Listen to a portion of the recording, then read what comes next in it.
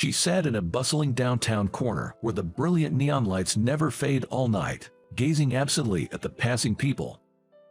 Flashy makeup, Alyssa, 15 years old. She doesn't look like she's in middle schooler, the only daughter of my boss. It happened a few days ago.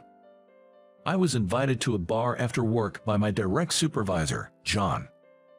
John and I attended the same university, and he was exactly a generation older than me, 38. Leo, I feel bad bringing this up for personal reasons, but actually, I have a favor to ask you. Oh really? What do you need? As I leaned in, John said, I'm getting a divorce. John married his age mate when he was 23. It was a shotgun wedding. They were happily married in their 20s. However, entering their 30s, disputes between the couple, mainly revolving around their only daughter Alyssa, increased. John is rather permissive. On the other hand, his wife tended to micromanage even the small stuff. For example, John said, Alyssa was in 3rd or 4th grade. His wife realized they were running out of mayonnaise while making potato salad. So, she sent Alyssa to the local supermarket. She explained in detail to Alyssa about the brand, product name, weight, and where it was located on the shelves. However, what Alyssa brought back was different from what her mother had specified. Even if they wanted to exchange it, Alyssa had lost the receipt somewhere. His wife scolded her harshly, and Alyssa began to sob. When John heard about this, he said, "It's just mayonnaise. Any brand will do. There's not much difference." Then, his wife snapped at John. "What are you talking about? This one uses only egg yolk, and this one uses whole eggs. They are completely different." Before John could argue, his wife's anger was again directed at Alyssa. I explained so much. Firstly, she generally doesn't listen to people properly. Her attention is scattered, and she lacks focus. It's not just about our daughter. Everything is like this. Being with her feels suffocating, so to speak. John said with a sigh. Gradually, conversations between John and his wife decreased, leading to them meeting and sleeping separately. And about 6 months ago, talk of divorce came up. Neither had any objections to the divorce. My wife has already left the house and started a new life with her parents. So, the problem is, it was about Alyssa's custody. They were arguing over who would have custody during the divorce negotiations. Under the law in America, when divorcing, it's necessary to decide the custodian, either the father or the mother. She is clinging to Alyssa's custody as if it were a lifeline. According to John, his wife is declaring that she wouldn't hesitate to bring it to court mediation instead of a settlement. "So, what do you need me to do?" I asked. "I need your help with my daughter, Alyssa." John, with his eyes reddening as if he was about to cry, said to me, "So, here I am, in the sparkling neon night of downtown, with a photo of Alyssa given to me by John. The photo was taken secretly by John, who was worried about Alyssa going out late every night recently. Flashy makeup, clothes that boldly revealed her skin. She looked mature in the photo, but seeing Alyssa in person was strikingly more alluring. I approached her as she was sitting in a corner of the downtown area. "Hey, you, could you, She raised her head to look at me.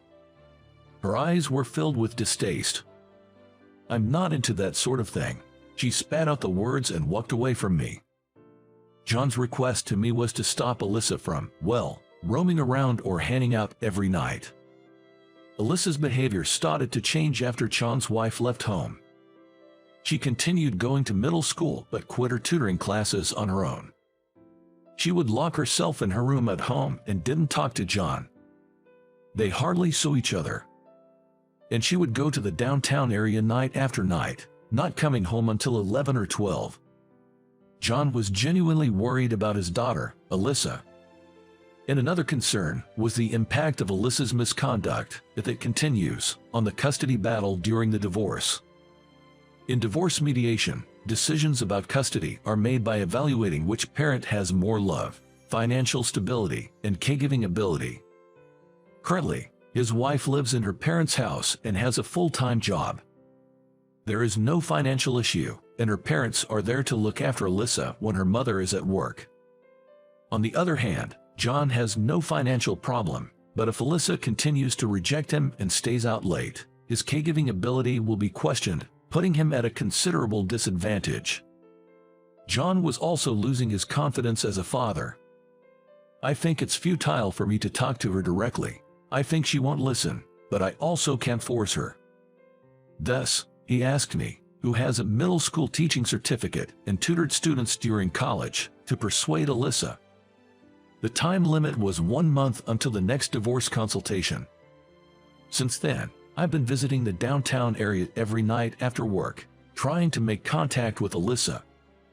Thinking that revealing I was asked by her father would be counterproductive, I hid my real identity from Alyssa. She was often with girls her age, so it was hard to find the right timing to approach her. So, I started by letting her recognize my face, pretending to be handing around a little far from where she could see and occasionally glancing at her. Even so, this is risky. She doesn't look like a middle schooler at all. If I had met her in this town by accident without knowing she was Alyssa, I accidentally swallowed my saliva and shook my head to dispel the improper thoughts. In hindsight, I seemed suspicious to Alyssa and the other girls. That night, too, as I was loitering across the street, a girl with high-tone colored, medium-cut hair blocked my way. She looked about 18 or 19. "What's your business with that girl?" Her voice was unexpectedly intimidating. Seeing me flustered, she said, "You don't look like a patrol officer, so, do you have any business with her?" I said no and ran away. I decided to withdraw that night and reported to John. John, sounding downhearted, said, "I see, I'm sorry."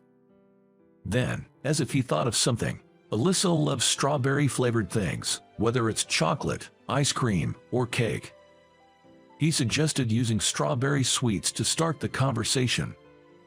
It was the 14th day since I started visiting the downtown area where Alyssa hangs out. Finally, the chance came. That night, I went straight there from my office. Alyssa was alone. The girl with the high-tone medium cut wasn't there either. I hastily bought 2 strawberry-flavored cream puffs at a nearby convenience store and ran to where she was. "Do you want this?" Alyssa glared at me. I held out the cream puff to her. Alyssa's eyes brightened for a moment. Then, turning her face half away, she snatched the cream puff from my hand and took a silent bite. I sat down next to her. "Why do you come here every evening?" I asked, and took a bite of my cream puff, too. "What about you?" "Me, I'm just killing time." Alyssa glanced at me sideways and continued to eat her cream puff. "I don't think it's good." As I started to say that, she swiftly stood up. "Thanks for the treat," she said, about to turn her back to me. "Aren't your father worried about you?" Alyssa turned around and looked straight at me. "That's what this is about." "What do you mean?" Alyssa pointed near the left side of my chest. I came straight from work, so I was still in my suit. On the left collar of that suit, where she pointed, a company badge was shining. "You work at the same company. My parents sent you to watch over me." I quickly grabbed her arm. Then, I told her about how John, as her father, was worried about her, and how if things continued this way, there might be a chance they can't live together. "Your father believes you won't listen to him, that's why he sought my help," with tears in his eyes. She shook off my hand and disappeared into the city crowd. I trailed her and searched around for a while. When I returned to the original spot, she was nowhere to be found. "So, it was you." I turned around to that voice. It was the high-toned woman I mentioned earlier. "You seem persistent, but whatever. If you are looking for Ailey, she is with me." "What is Alyssa saying?" When I asked, clinging on, the high-toned Rachel replied with an exasperated face. "Everyone has their own issues. That's all there is to it. I don't know anything else." "That's irresponsible." When I said that, she snorted. But I have promised to send Ailey home before the last train, so I will ensure she gets home by then. Rachel said that and jerked her chin, urging me to leave. I called John. I reported that my true identity had been revealed, leaving John disappointed. The next day, I had lunch with John and talked in detail about what happened the previous night. Alyssa did return home, right? John nodded weakly. Then he said, I guess I have no choice but to give up. Still, half a month. We have half a month left. Then, more than 10 days passed. Alyssa spent her time on the streets of the downtown area until the last train, and all I could do was watch her from across the street, day after day. And then, we had only 2 days left until the deadline. When I visited our usual place, other girls were there, but only Alyssa was missing. Even after waiting for a while, she didn't show up. I approached the girls, whose faces had become familiar, to ask about Alyssa's whereabouts. Excuse me, where is Alyssa tonight? When I asked, the girls looked at each other and laughed mockingly at me. Eventually, one of the girls said to me, if you're looking for Ailey, she headed to the park just before Tom arrived. I thanked them and took a step towards the park but then stopped. Is Tom referring to me? Yeah, you see, we used to have a fat cat next door who would always watch our house from the top of the fence just like you. That fat cat's name was Tom. Sent off by the girls' laughter, I went to the nearby park as told. There, a clearly ill-intentioned man in his 20s was hassling Alyssa. Hey, what are you doing? I rushed over, and Alyssa clung to me from behind. I pushed Alyssa behind me and got us out of there. What's your problem? The guy approached me, his eyes blazing with anger. Then, he grabbed my collar as I backed away. I'm not proud of it, but I'm not confident in my strength. The man raised his fist. I pushed the man with all my might and turned to escape. But I twisted my ankle and fell on my butt. What's the matter? You were acting all cool just now. The man grabbed my collar again.